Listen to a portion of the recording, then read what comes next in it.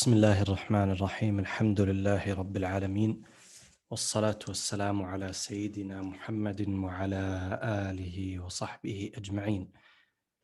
Today we're going to be talking about a few issues regarding the times of prayer, as well as the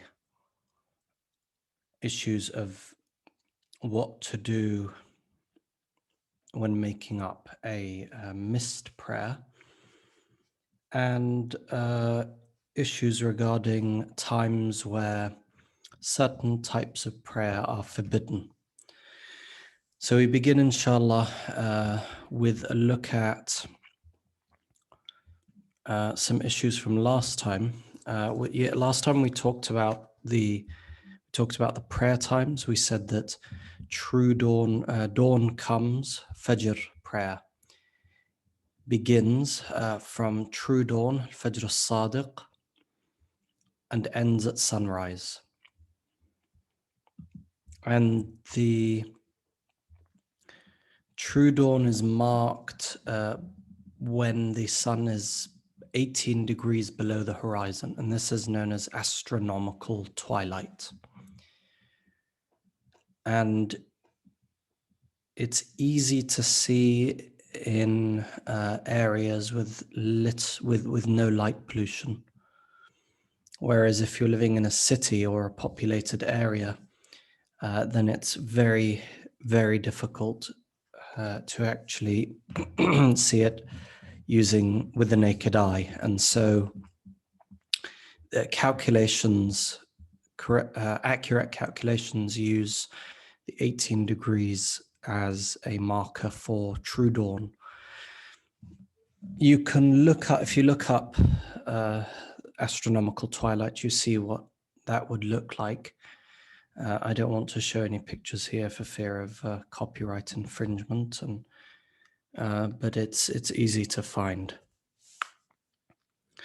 Now, if one prays in a place that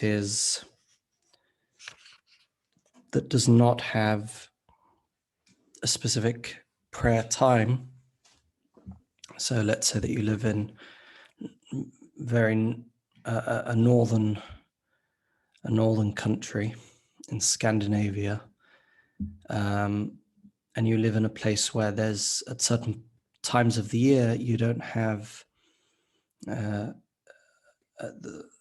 nighttime. Isha doesn't come, the twilight doesn't go, the redness in the sky doesn't leave.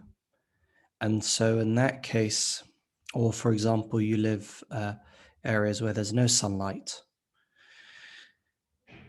then there's no nighttime, it's always sun, north, south poles, areas around them, then what would you do?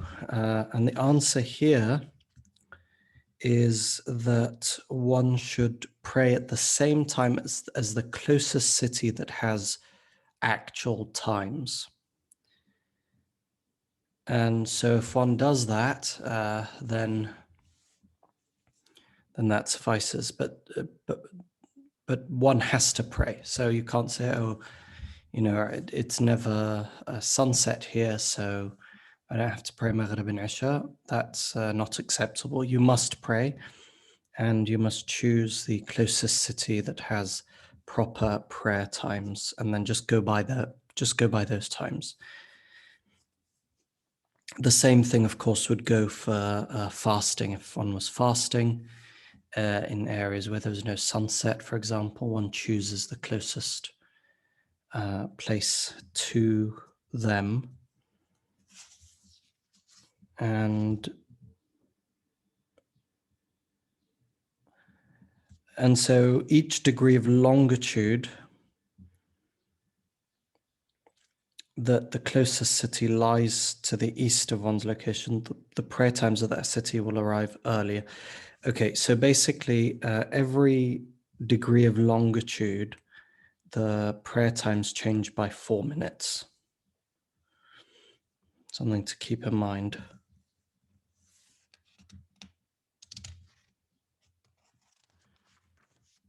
Okay, the second point here is What if someone was, or the third point, what if someone was consistently mistaken about a given prayer? And the example that that we can use is, let's imagine that someone has been praying Fajr for 15 years. And the way that they pray Fajr is that they look at a specific star in the sky, and they say, okay, when that goes, then I think Fajr has come, and so they pray then. And they realize after doing this for 15 years that they're actually mistaken. Okay, what do? They realize that they were too early, or they've been praying Fajr when Fajr time hasn't come. Do they have to make up all of the prayers for the past 15 years? And the answer is no. They actually only have to make up one, which is the one they just missed, because every prayer that they prayed was a make-up prayer for the previous day. And so they would have to just make up one prayer, which is the prayer of that day that they missed. And so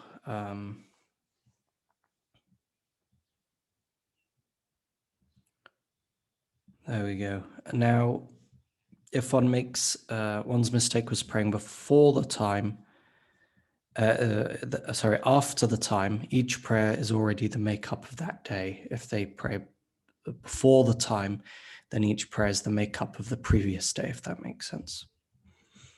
Okay. So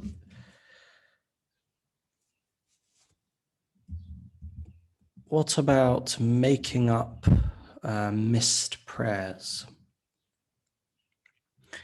Now, if one misses a prayer for a valid reason, let's say that they were asleep and their alarm didn't go off, they have deep sleep and they slept through, or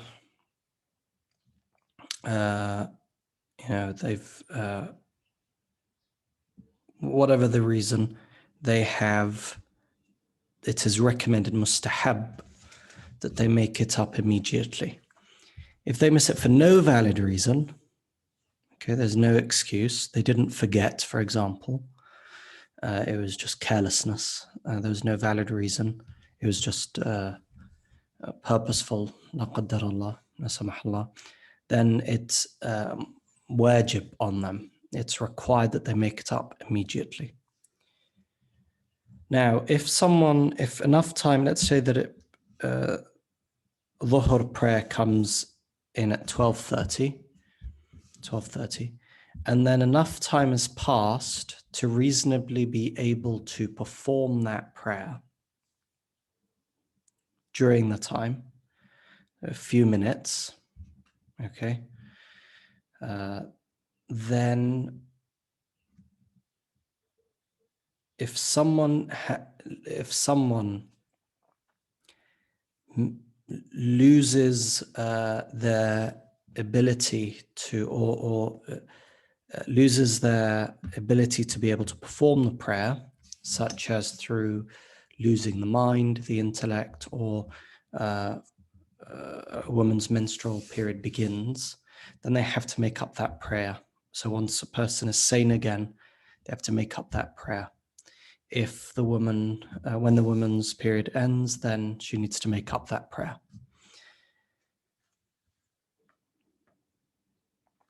Another thing to note, a woman must make up the noon prayer, the dhuhr prayer, if her period ends in the time of Asr.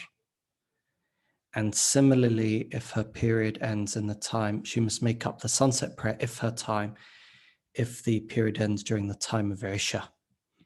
And the reason is each of them, in principle, could be performed in the time of the second for a valid reason, such as travel, for example. So there you go.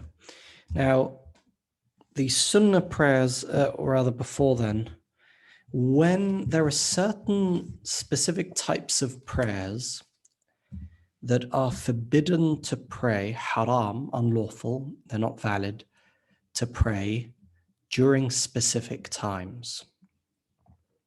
And these prayers are only prayers that are completely the holy supererogatory, meaning they're just sunnah mutlaqa. It's just a recommended sunnah. A sunnah that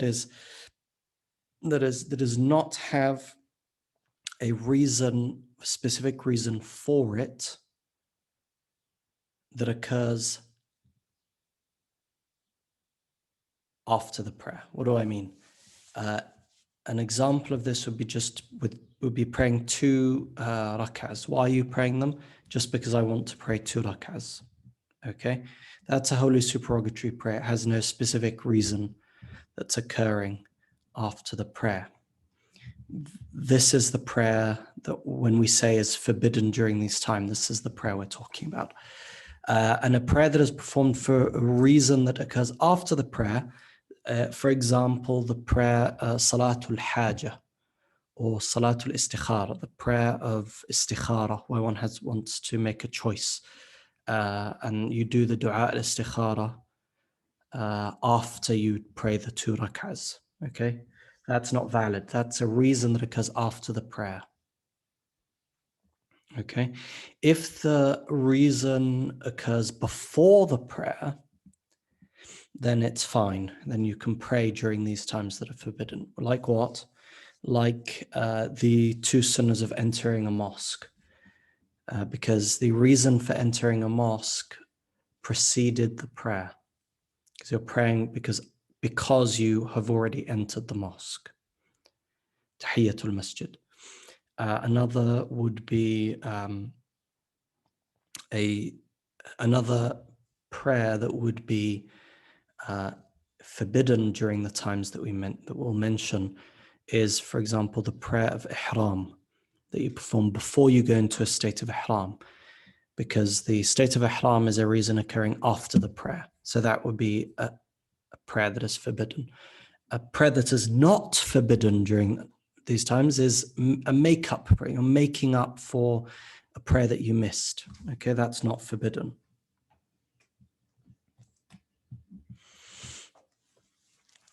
If you are in Mecca, okay, if you're in the Haram, then there's no such thing as a time where prayer is forbidden. It's completely open. Any type of prayer, whatever it is, whether it has a reason that occurs after or before, or is wholly supererogatory, whatever it is, you can pray 24/7, as it were. So what we're mentioning here does not apply to Mecca. It does not apply in the Haram, in the Meccan Haram.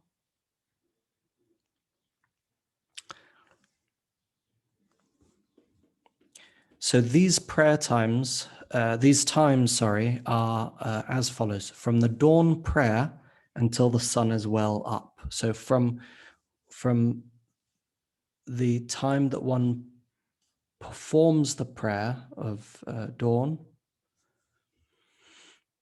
so subh, until the sun is well up in the sky. And so from when, and what we mean by the sun is well up in the sky, this is, to be technical, it's considered well up in the sky when it has risen more than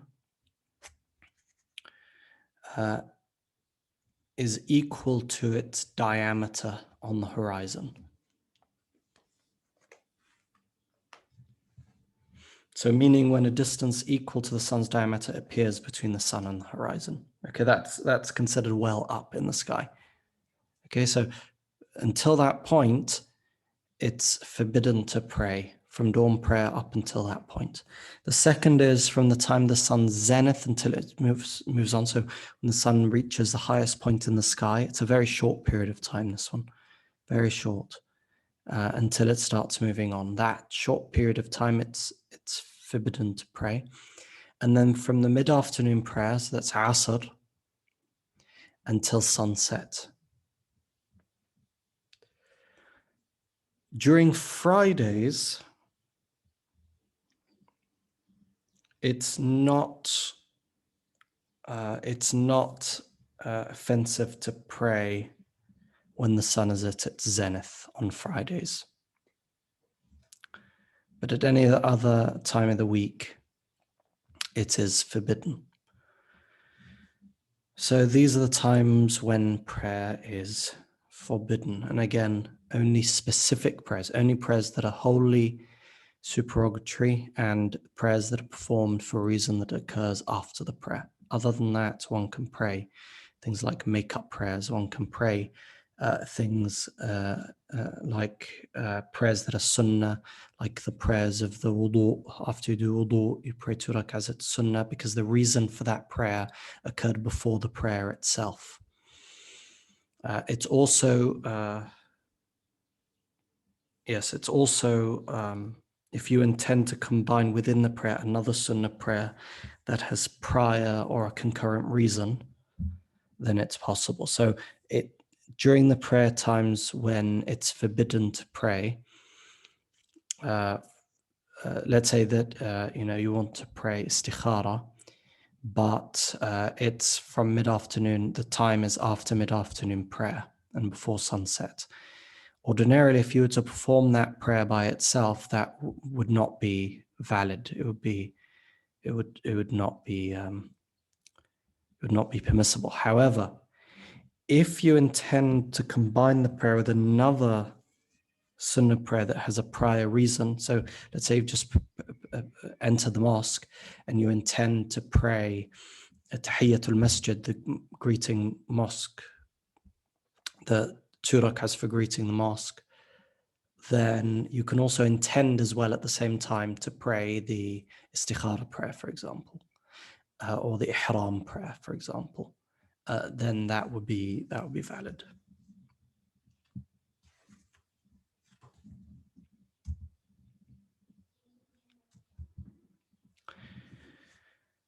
So sunnah prayers, there are many sunnah prayers.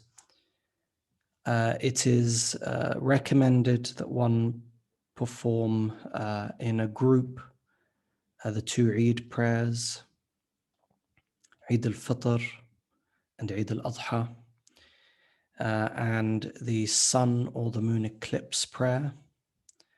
And this happens for the duration of the sun or the moon's eclipse. And finally, the prayer to ask for rain, Salatul Istisqa. It's a confirmed sunnah, i.e. sunnah mu'akkada.